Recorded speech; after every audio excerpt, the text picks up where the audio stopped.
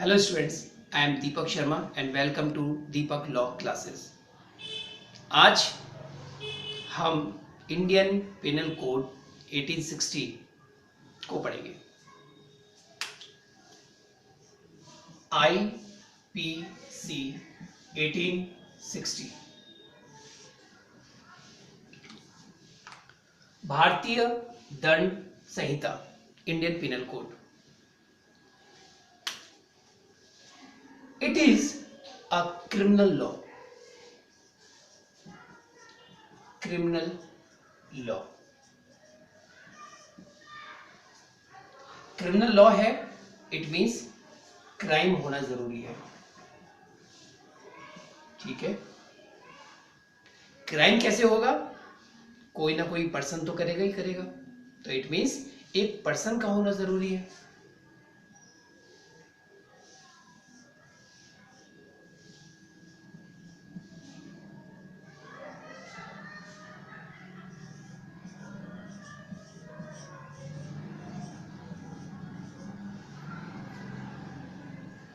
Person का होना जरूरी है। पर्सन आ गया, अब इसे क्राइम करवाते हैं। कैसे करेगा? इसका जो ये खोपड़ी है,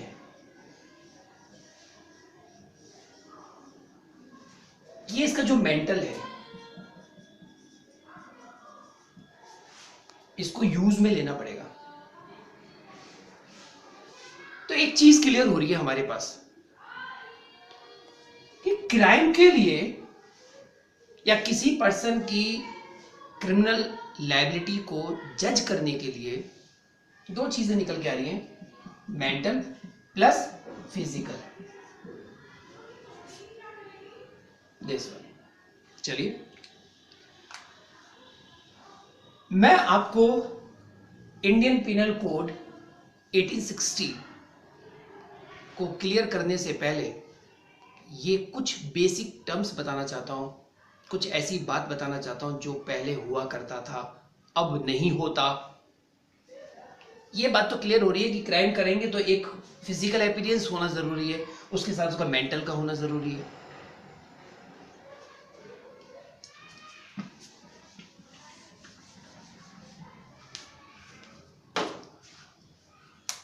पहले हम कुछ वर्ड्स देख लें। नंबर 1,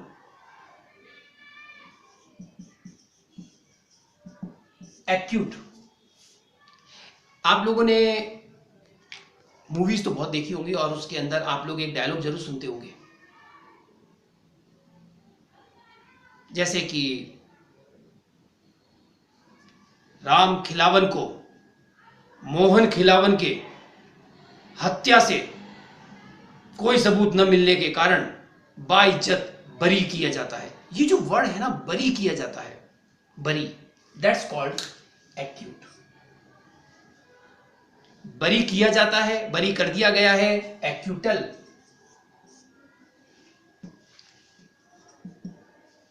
दूसरा, कन्विक्ट।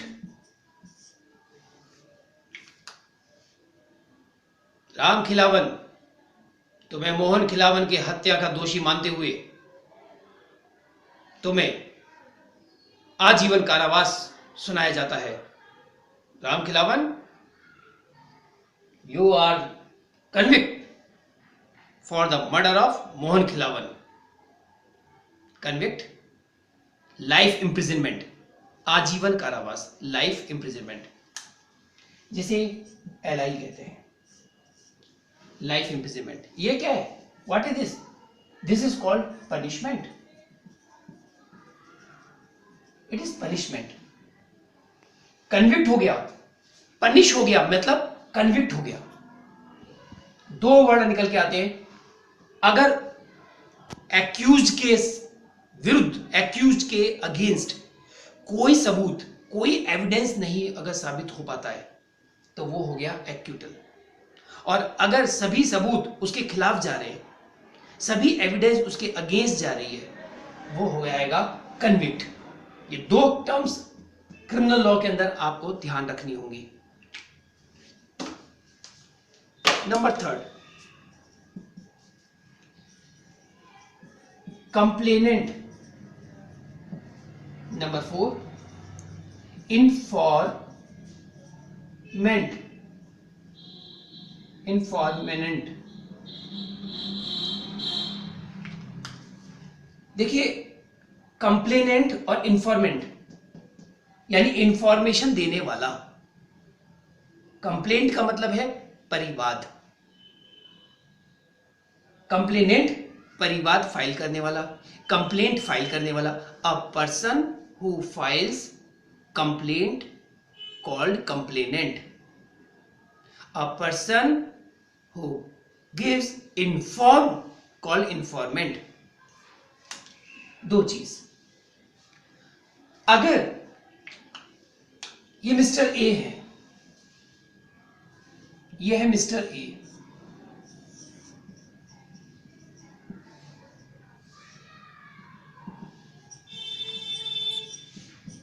मिस्टर ए रो रहे हैं, मिस्टर ए के आंखों में आप आंसू देख रहे हैं।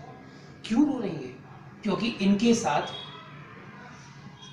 कोई ऑफेंस हुआ है, इनके साथ मारपीट हुई है। मारपीट किसने की है? मारपीट करने वाला मिस्टर बी है।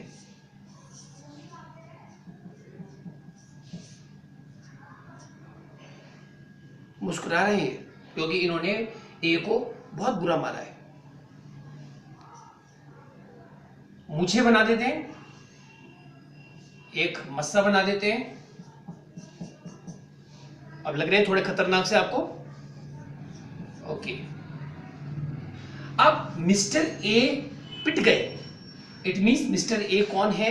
मिस्टर ए हमारे हो गए हैं एग्रीव्ड पार्टी।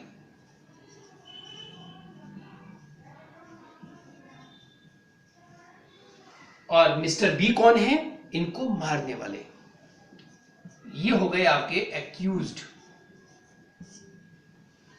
अब आप देख सकते हैं एक नई टर्म आ गई है एक्यूज्ड, एक नया टर्म आ गया एग्रीव्ड पार्टी। लेकिन हम एग्रीव्ड पार्टी इसको यूज करेंगे विक्टिम। विक्टिम भी हम लोग यूज कर सकते हैं, क्रिमिनल लॉ में आपको विक्टिम वर्ड यूज आएगा। अब मिस्टर ए पिट चुके हैं, बहुत बुरा मारा है बी ने इसको। मिस्टर ए क्या करेगा? मिस्टर ए के पास क्या ऑप्शंस हैं? मिस्टर ए के पास ऑप्शंस हैं, ऑप्शन नंबर 1, ये पुलिस स्टेशन में जाएगा और एफआईआर लॉन्च कराएगा। FIR means first information report. कहां लॉन्च होती है फर्स्ट इंफॉर्मेशन रिपोर्ट? थाने में। दूसरा, एसपी साहब के पास एक एप्लीकेशन लिख करके रजिस्टर्ड कराएगा। लेकिन एसपी के पास वो अपनी एप्लीकेशन को रजिस्टर द्वारा क्यों कब भेजेगा? जब पुलिस वाले एफआईआर लॉन्च करने से मना कर दें। It means when police officer denied not reduce the FIR, the victim have two options. Number 1, go to SP office, means SP office में वो फाइन एप्लीकेशन फाइल करेगा, या फिर go to court, कोर्ट में जाएगा। अब ये वाला जो ऑप्शन है ना, प्रैक्टिकली ये ऑप्शन ज्यादा नहीं चलता। लोग इसको जानते कब हैं? क्योंकि एडवोकेट्स बहुत हैं हमारे पास, और डेफिनेटली वो कहीं ना कहीं सलाह लेगा और उसको यही कहेंगे, अरे यार अगर पुलिस नहीं सुनती है तो कोर्ट में चले जा। उसको ये वाला ऑप्शन प्रैक्टिकली आप लोग भी जानते होंगे, कम मालूम है लोगों को, और वो ये जानते हैं कि कोर्ट चलते हैं ना सीधे कोर्ट। अब ये मिस्टर ए कोर्ट चले गए तो कोर्ट में जाके क्या करेंगे? कंप्लेंट फाइल करेंगे। File complaint. इसलिए इस पर्सन को कहा जाता है complainant. A person who files complaint in the court called complainant. A person who gives information to the police station about the crime called informant. तब ये इसको इंफॉर्मेंट प्रोवर्ब यूज करेंगे। अदरवाइज कंप्लेनेंट कब use करेंगे? जब ये court में चला जाएगा डायरेक्ट। ये थे acquittal, conviction, complainant, information. 5, criminal law में एक वर्ड और आता है, इन्वेस्टिगेशन।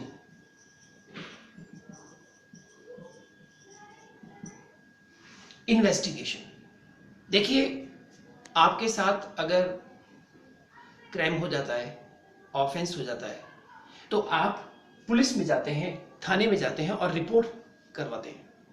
उसके बाद पुलिस का काम शुरू होता है। पुलिस करती है इन्वेस्टिगेशन। इन्वेस्टिगेशन करेगी, एक्यूज को ढूंढेगी, सर्च करेगी, उसे अरेस्ट करेगी। यह काम है इन्वेस्टिगेशन का, टर्म पुलिस वालों के लिए। इन्वेस्टिगेशन, इन्वेस्टिगेशन करी गई, बी को अरेस्ट कर लिया गया।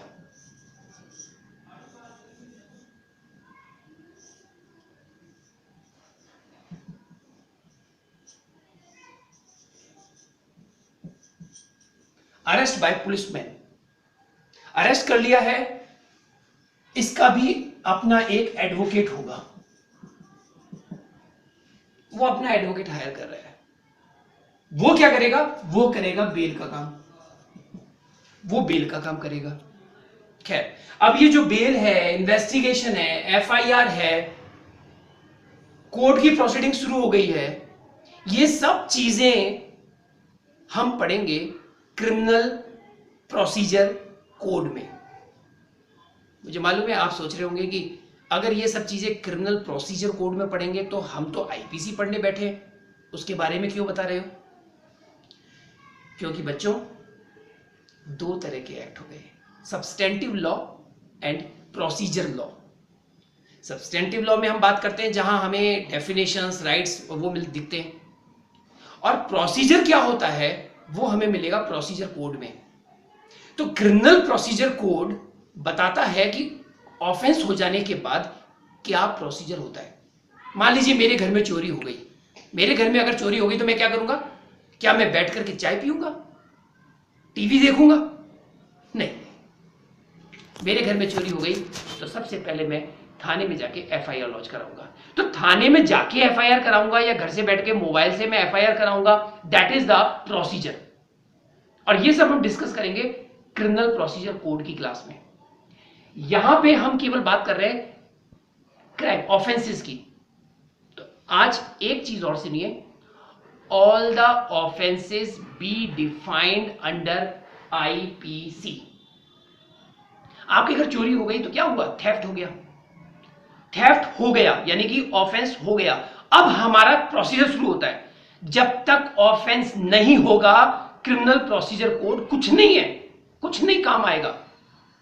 ऑफेंस का होना जरूरी है, तभी क्रिमिनल प्रोसीजर कोड हम लोग आगे कंटिन्यू करेंगे। तो सपोज थेफ्ट हो गया तो एफआईआर लॉन्च होगी। पुलिस वालों ने लिखने से मना कर दिया, हम कोर्ट में चले गए, कंप्लेंट फाइल कर दी, प्रोसीजर है। कौन से सेक्शन के अंदर हम कंप्लेंट फाइल करेंगे, ये प्रोसीजर है। बेल कौन से सेक्शन में लगेगी, ये प्रोसीजर है। इन्वेस्टिगेशन कैसे होगा, ये प्रोसीजर है। तो सर आईपीसी क्या है? आईपीसी केवल ऑफेंस है, ऑफेंस बताता है। थेफ्ट एक एग्जांपल था ये। क्रिमिनल लॉ, यहां जब हम बात कर रहे हैं, एक बार हमारे आज के लेक्चर के अंदर एक वर्ड बार बार आया था, एविडेंस। यस, तो क्रिमिनल लॉ क्या हुआ? क्रिमिनल लॉ में आ गए हैं आपके IPC, CrPC and law of evidence. These are major criminal law, IPC, CrPC, evidence. तो हम शुरू कर रहे हैं इंडियन पेनल कोड 1860। चलिए देखिए बच्चों, क्राइम, ऑफेंस पहले भी होते थे।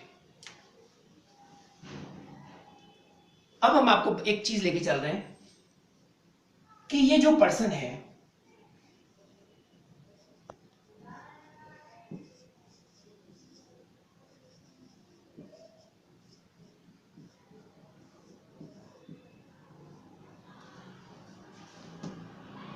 इस पर्सन ने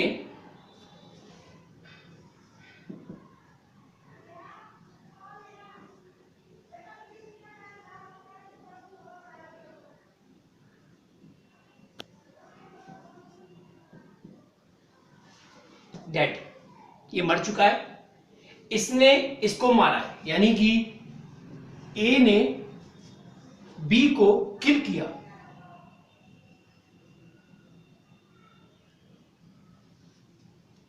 बात आती है क्रिमिनल लायबिलिटी की। अगर आप ए को पनिश करना चाहते हैं तो आपको यह शो करना पड़ेगा कि इसके ऊपर क्रिमिनल लायबिलिटी बनती है, यानी कि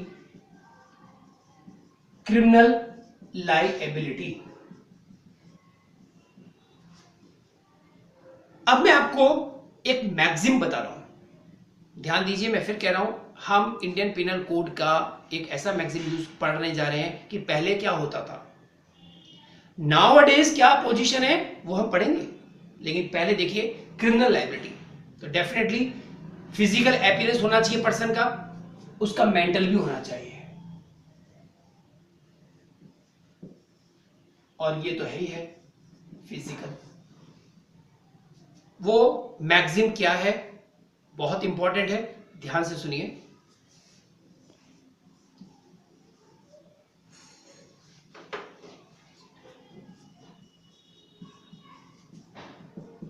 acts non facit reum nisi mens sit rea. It is very important maxim. जब भी हम क्रिमिनल लॉ स्टार्ट करेंगे, आज हमने स्टार्ट किया है, सबसे पहले हम ये चीज क्लियर करते हैं, actus non facit reum nisi mens sit rea. It means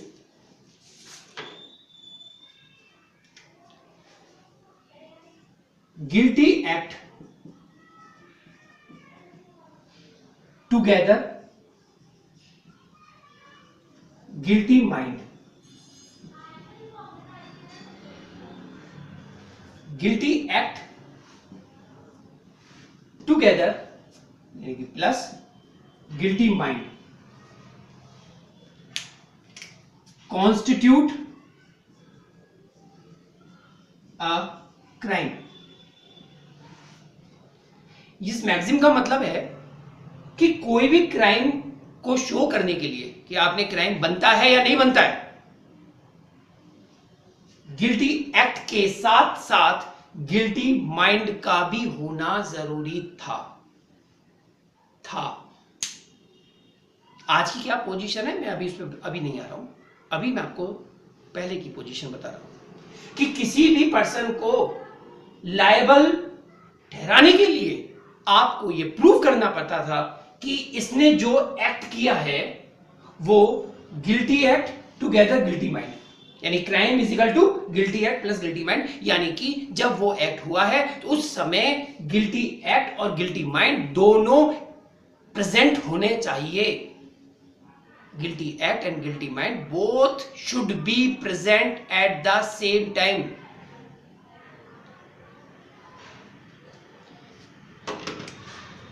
किसने दिया ये मैक्सिम, ये आप याद रखिएगा, ये एमसीक्यू में।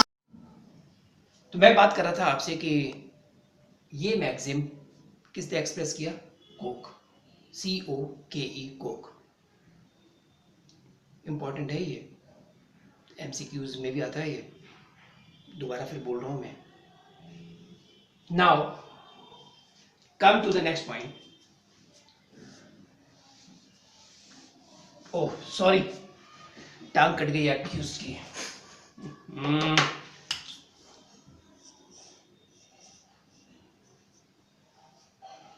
चलिए,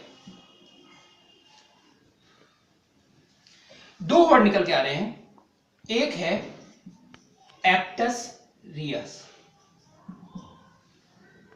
and mens rea. Actus reus means result prohibited by law, and mens rea means guilty mind, constitute a crime, यानी कि क्राइम के लिए आपको actus reus plus mens rea, that is the formula of crime, actus reus plus mens rea. Both are present at the same time. Now we consider this marker. Oh yes, a case R versus Khandu.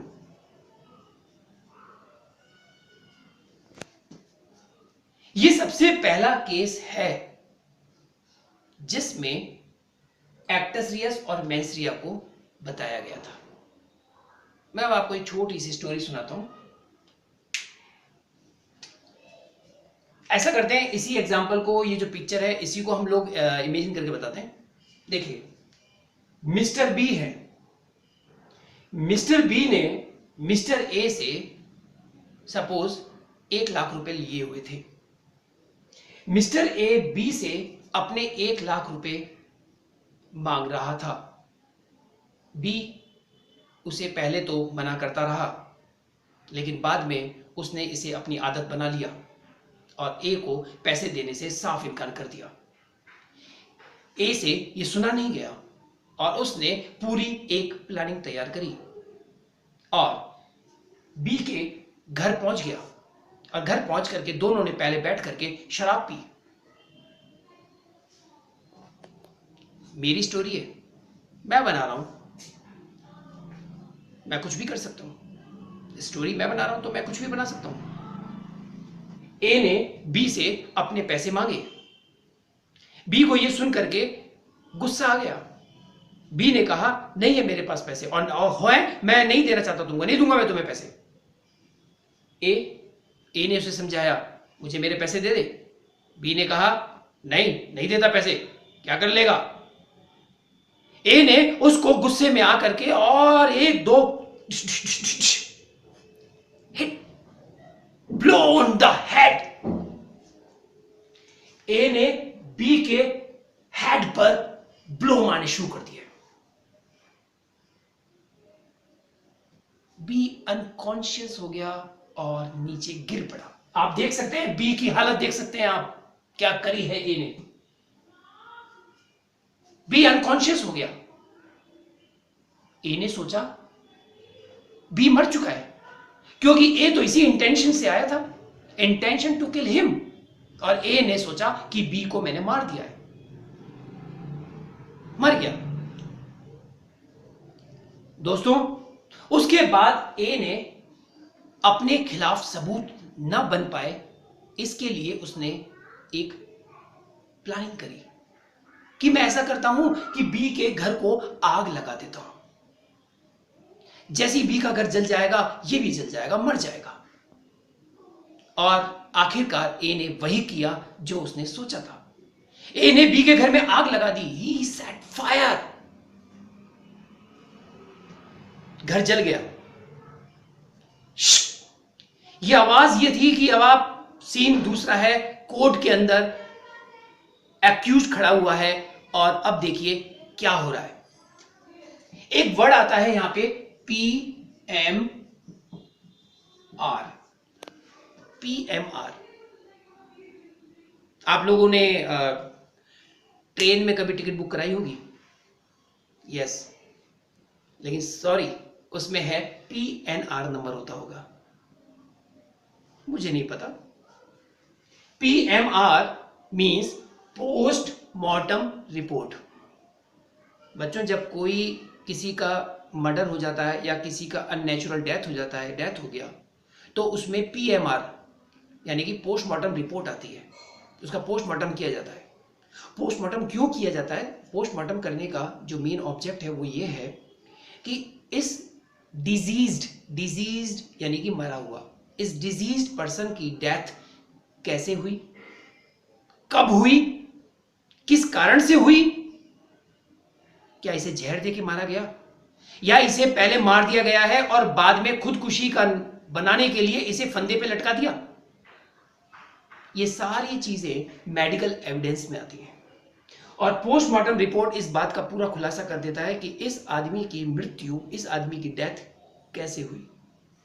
तो अब आप देखते हैं mister B का जब postmortem report आती है तो क्या बताती है। पीएमआर ने बताया कि मिस्टर बी की डेथ हेड इंजरी से नहीं बल्कि दम घुटने से हुई। जब उसका घर जल गया तो उसके अंदर जितना धुआं हुआ होगा और उसका दम घुट गया और वो मर गया। जैसे ही पीएमआर ने ये वाली बात क्लियर करी, मिस्टर ए हंसने लग गए। जी हां, क्योंकि मिस्टर ए इस बात को जानते थे कि क्राइम के लिए एक्टस रियस और मेंस रियस दोनों का प्रेजेंट होना जरूरी है। अब मैं आपको बताता हूं कि मिस्टर ए ने कोर्ट के अंदर क्या प्लीड किया है, यानी कि कोर्ट में उसने क्या कहा। तो मिस्टर ए ने कोर्ट के अंदर कहा, जज साहब मेरे ऊपर जो चार्ज लगाया गया है वो गलत है, क्योंकि मैंने जो बताया जा रहा है कि मैंने इसका मर्डर किया है, दरअसल मैंने नहीं किया। मेरे द्वारा जो एक्ट हुआ है वो 2 स्टेजेस में हुआ है। फर्स्ट स्टेज, पहली स्टेज थी उसको किल करने के लिए वो आया था, इंटेंशन उसका, इट मींस मेंसरिया उसका प्रेजेंट था।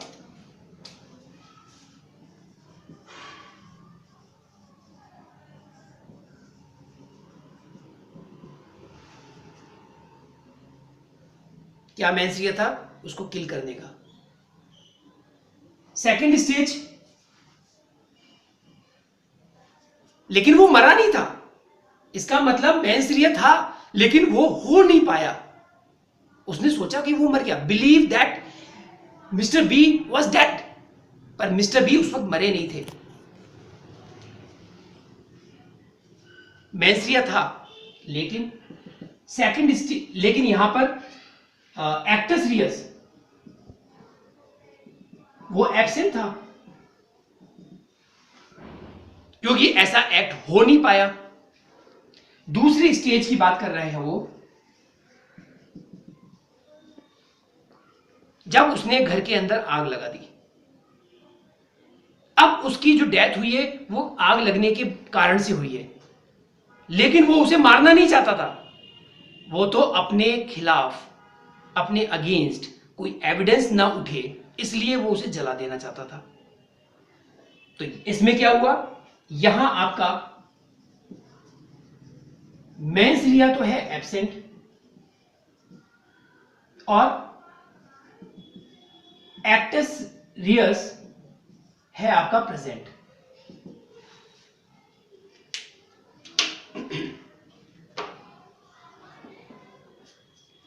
और मिस्टर ए कोर्ट के अंदर यह बात साबित करने में सफल हो गया कि मेरे द्वारा किया गया क्राइम 2 स्टेजेस में हुआ है, एक साथ नहीं हुआ। क्राइम के लिए आपको प्रूफ करना पड़ेगा कि एक्टस रियस और मेंसरिया दोनों के दोनों साथ थे।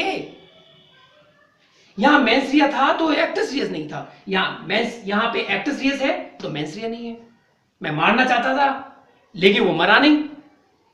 यहां मैं मारना नहीं चाहता था क्योंकि वो तो मार चुका था, ये मान रहा था, वो बिलीव कर रहा था और वो मर गया। तो इसका जो जजमेंट निकल के आया, तो जजमेंट क्या दिया उसे ध्यान से सुनिए।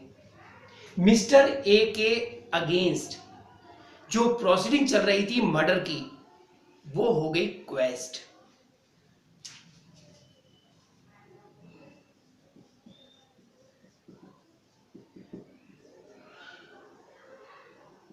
खत्म खत्म। आ जाओ बाहर, आ जाओ मिस्टर ए, तुमने कोई क्राइम नहीं किया। सरप्राइज, विश्वास नहीं हो रहा होगा ना आपको, क्योंकि आप आज के हिसाब से सोचते हैं, आपका व्यू आज का व्यू है। मैं फिर कह रहा हूं, आज क्या होता है मैं वो नहीं पढ़ा रहा, अभी मैं बता रहा हूं कि पहले क्या हो रहा था। इसके बाद एक केस और आया, आर वर्सेस श्योरिटी।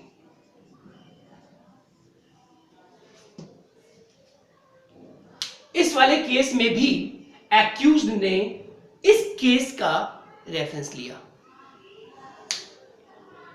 क्या हुआ?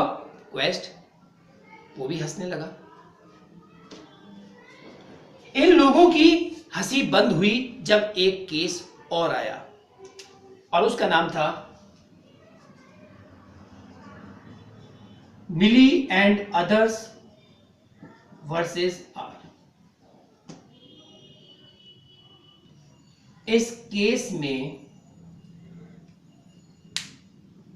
सेम वही स्टोरी मान लीजिए आप कि उसके बाद पैसे लेने गया, वो गया और उसने वो ब्लो मारा, वो अनकॉन्शियस हो गया, उसने सोचा कि वो मर गया, उसकी बॉडी को उठाया और बर्फ की पहाड़ियों से नीचे फेंक दिया। जब पीएमआर आया तो पीएमआर के अंदर पता चला कि उसकी डेथ हेड इंजरी से नहीं, कोल्ड से हो गई, ठंड लगने से मर गया वो। वही प्लीड कोर्ट के अंदर ले रहा है एक्यूज। जज साहब आप मेरा कुछ नहीं कर सकते। जज साहब ने बोला क्यों? अरे जब मैंने उसको मारना चाह रहा था वो मरा नहीं था, और जब मैं सबूत मिटा रहा था तब वो मरा। एक्टर सीरियस नहीं था, मैं सीरियस था, एक्टर सीरियस नहीं था। बड़े स्टाइलिश में वो बात कर रहा। उसे ये पता नहीं था जज साहब अब की बार बड़े स्ट्रिक्ट है और मिली एंड अदर्स वर्सेस आर के अंदर जाकर के एक जजमेंट निकल के आया और उस जजमेंट में कहा crime is crime, not any two stages, कि स्टेज फर्स्ट स्टेज सेकंड ऐसा कुछ नहीं होगा। क्राइम क्राइम है, आपने इंटेंशनली उसे किल किया है एंड दैट्स ऑल। इस केस में जाकर के एक्यूज के परखच्चे उड़ गए। उफ, यस। तो अब मिली एंड अदर्स वर्सेस आर के अंदर जाकर के ये बात क्लियर हो गई कि whole transaction B1, no any stage 1 और स्टेज 2। अब बात आती है हमारे इंडिया के अंदर, हमारे भारत में इस मैगजीम का किस तरह से यूज होता है, या what is the position of this maxim in India. अब हम ये देखने जा रहे हैं हमारे इंडिया के अंदर क्या होता है, और ये चीज हम लोग देखेंगे हमारी नेक्स्ट क्लास में। तो दोस्तों, ये थी हमारी शुरुआत इंडियन पिनल कोड को लेकर के, जहां आज हमने क्रिमिनल लायबिलिटी को डिस्कस किया, और यही है हमारा आज का लेक्चर। कैसा लगा आपको वीडियो? आई एम श्योर बहुत मजा आ रहा होगा आपको, आना भी चाहिए। पर एक कमी आप लोग रख रहे हैं, मुझे विश्वसनीय सूत्रों से पता चला है कि आप लोग शेयर नहीं कर रहे हैं, कमेंट नहीं कर रहे हैं, लाइक नहीं कर रहे हैं। यस, कुछ लोग कर रहे हैं। अरे भाई, ज्यादा से ज्यादा लाइक करिए, ज्यादा से ज्यादा शेयर करिए, कमेंट करिए, ताकि ये वीडियो और लोगों के पास पहुंचे, उन्हें पता चले, उन्हें अवेयरनेस हो उनको इस लॉ के बारे में। और अब तो हम क्रिमिनल लॉ पढ़ रहे हैं भाई, आपका इंटरेस्टिंग जो हम लोग मूवीज में देखते रहते हैं। तो डेफिनेटली आप इसे वॉच करें, कमेंट करें और लाइक करें, सबको बताएं। Thank you for watching my this lecture.